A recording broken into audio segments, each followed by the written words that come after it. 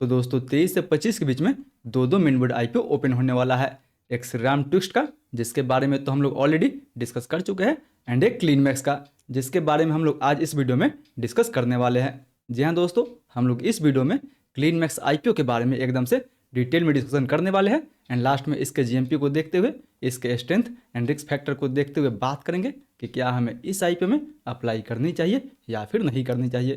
तो आप दोस्तों बस इस वीडियो के अंत तक बने रहे, ताकि ओवरऑल इतना सारा आईपीओ आ रहा है, उन सभी आईपीओ में आपको कैसे डिसीजन लेनी चाहिए उसका एक बेटर अंडरस्टैंडिंग मिल सके। तो फिर चलिए बिना आपका समय गंवाए सीधा वीडियो में आगे बढ़ते हैं। और हमेशा की तरह दोस्तों इस बार भी बात कर लेते हैं सबसे पहले इस कंपनी के बिजनेस के बारे में, कि आखिर ये कंपनी काम क्या करती है, कंपनी का मेन रेवेन्यू सोर्स क्या है। तो अगर बात करें दोस्तों इस कंपनी के बारे में, तो एज पर क्रिसिल रिपोर्ट ये इंडिया की largest commercial and industrial renewable energy provider है। ये कंपनी स्पेशली कॉर्पोरेट क्लाइंट को ग्रीन एनर्जी सॉल्यूशंस प्रोवाइड करती है। मतलब या तो फैक्ट्री हो गया, आईटी पार्क हो गया, डाटा सेंटर हो गया, या फिर इवन मैन्युफैक्चरिंग यूनिट हो गया, इन सभी बड़े कॉर्पोरेट क्लाइंट को ये कंपनी ग्रीन एनर्जी जो है वो प्रोवाइड करती है। कंपनी के इवन टॉप क्लाइंट में आपको अमेजन, गूगल या फिर एप्पल जैसे बड़े नाम देखने को मिल जाएगा। मतलब दोस्तों ये company business to business model पे काम करती है, एंड जो भी ये कंपनी ग्रीन एनर्जी जनरेट करती है उसको ये बड़े बिजनेस को सेल करती है।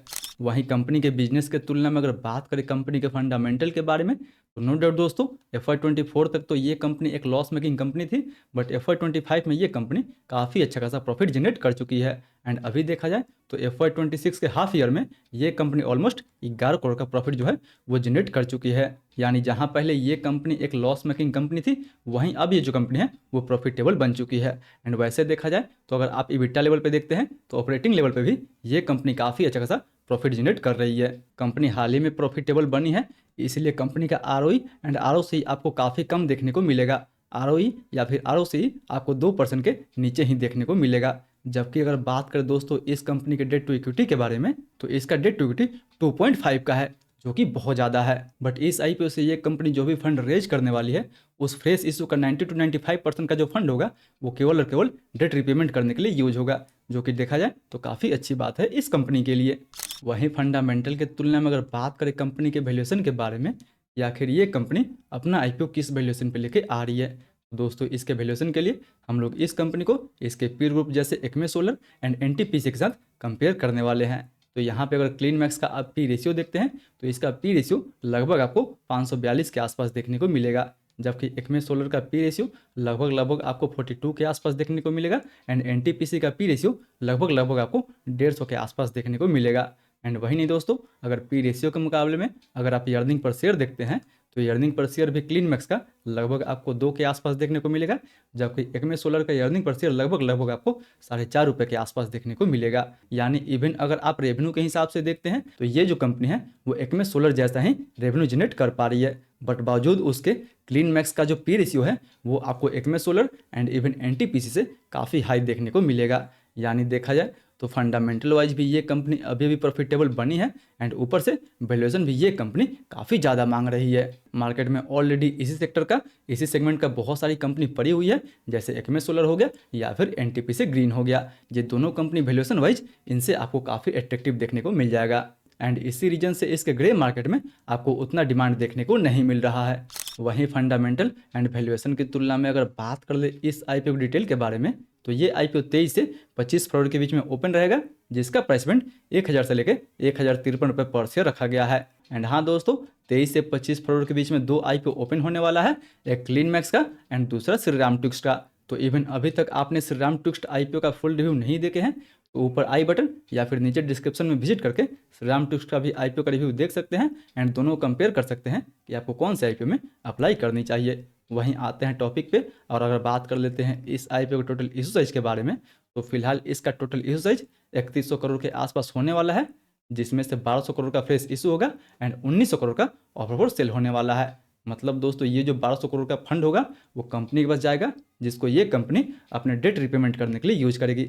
बाकी जो पैसा है वो कंपनी के प्रमोटर के पास जाने वाला है। यानी जो भी अर्ली इन्वेस्टर्स थे इस आईपीओ में, वो अब इस कंपनी से एग्जिट ले रहे हैं। वहीं 1 रुपये के फेस वैल्यू पे मिनिमम हम इसमें 1 लॉट अप्लाई कर सकते हैं। एक लॉट में हमें 14 शेयर मिलेगा, जिसके लिए हमें 14,742 रुपये तक इन्वेस्ट करना होगा। बात करें दोस्तों वहीं इस आईपीओ में कोटा के बारे में, तो जी हाँ, ये आईपीओ काफ़ी बड़ा है एंड कंपनी फंडामेंटल वाइज भी प्रॉफिटेबल है। इसलिए इस आईपीओ में रिटेल के लिए 35% का कोटा दिया गया है। मतलब रिटेल के लिए 35% का कोटा दिया गया है, एचएनआई के लिए 15% एंड इवन क्यूआईबी के लिए 50% का जो कोटा है वो रखा गया है। तो फाइनली दोस्तों, इन सारे फैक्टर को देखते हुए अगर बात करें कि क्या हमें इस आईपीओ में अप्लाई करनी चाहिए या फिर नहीं करनी चाहिए, तो अगर सबसे पहले बात करें लिस्टिंग गेंस के बारे में कि क्या हमें इस आईपीओ में लिस्टिंग गेंस के लिए अप्लाई करनी चाहिए या फिर नहीं करनी चाहिए, तो वैसे अभी इसके ग्रे मार्केट का डिमांड देखा जाए तो फिलहाल इसके ग्रे मार्केट में आपको कोई डिमांड देखने को नहीं मिलेगा।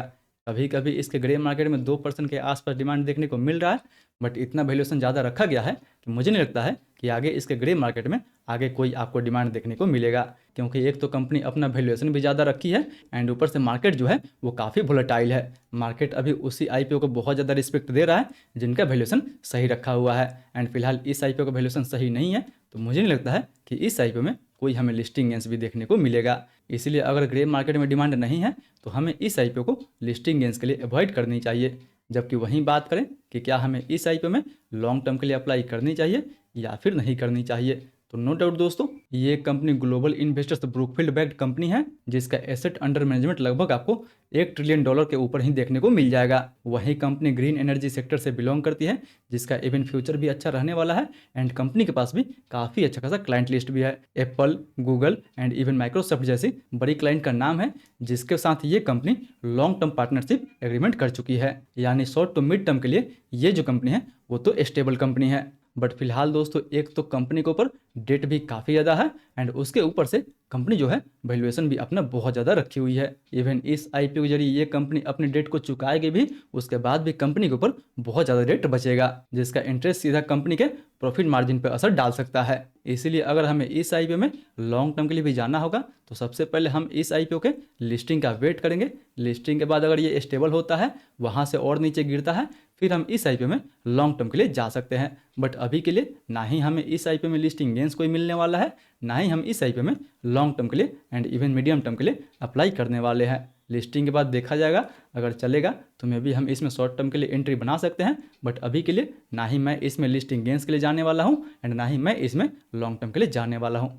बाकी बात दोस्तों, आप जो भी डिसीजन ले अपना रिस्क लगाने के बाद ही ले। आई होप आज का वीडियो आपको काफ़ी इन्फॉर्मेटिव लगा होगा।